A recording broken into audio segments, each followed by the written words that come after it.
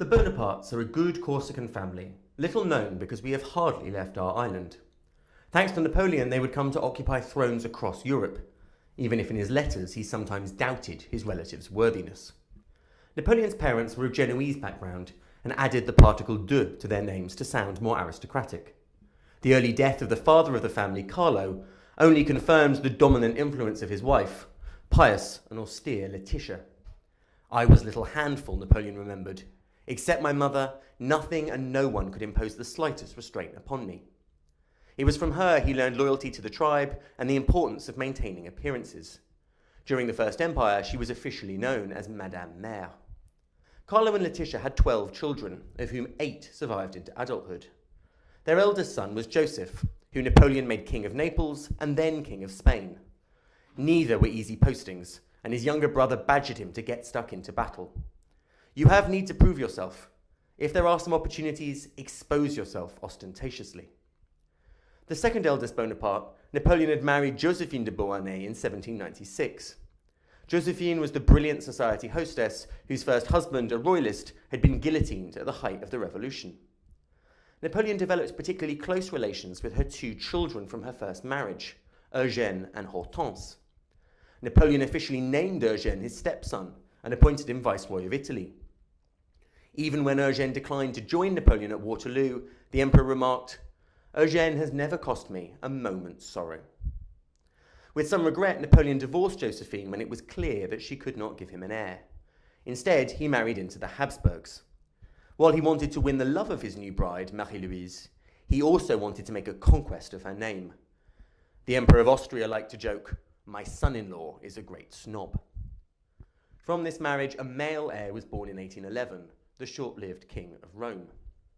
The third Bonaparte brother was Lucien, whose relations with Napoleon were prickly. A shrewd tactician who played a central role in the coup of 1799, he retained his republican principles and deplored his brother's increasingly tyrannical streak. Lucien declined the offer of the crown of Portugal and swapped politics for art collecting. Elisa, Napoleon's eldest sister, married a fellow Corsican and became Grand Duchess of Tuscany, exercising considerable influence over politics and the arts in northern Italy. Napoleon's fourth brother, Louis, was the most disappointing. He proved an uncooperative king of Holland and a miserable husband to Josephine's daughter, Hortense. Napoleon scolded him that he was weak in public and a brute in private. In your domestic life, you should display the paternal and effeminate character you show towards your government, and towards the government, the severity you show your wife. In 1810, the exasperated Napoleon forced Louis to abdicate and annexed Holland to France. Nonetheless, from the unhappy marriage of Louis and Hortense was born Louis Napoleon. In John Beau's lifetime, he would repeat his uncle's feat of overturning a republic and creating an empire, this time as Napoleon III. Pauline Bonaparte has gone down to history for her beauty, which Napoleon recognised was both an asset and a liability. He refused to let her return to Paris when she complained of boredom in her second marriage to Prince Borghese in Rome, and he denounced her frivolous liaisons. Tell her therefore from me that she is no longer as pretty as she once was, and that in a few years' time she will be much less so, whereas she can be good and respected all her life.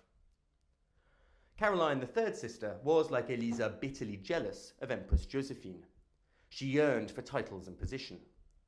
She was married to one of Napoleon's most imposing marshals, Murat, and they ruled as king and queen of Naples until 1815. Last came the youngest Bonaparte, Jérôme, whom Napoleon indulged and deplored in equal measure. "I have seldom seen anyone with so little sense of proportion as yourself," Napoleon chided. "You know nothing, yet you never take advice.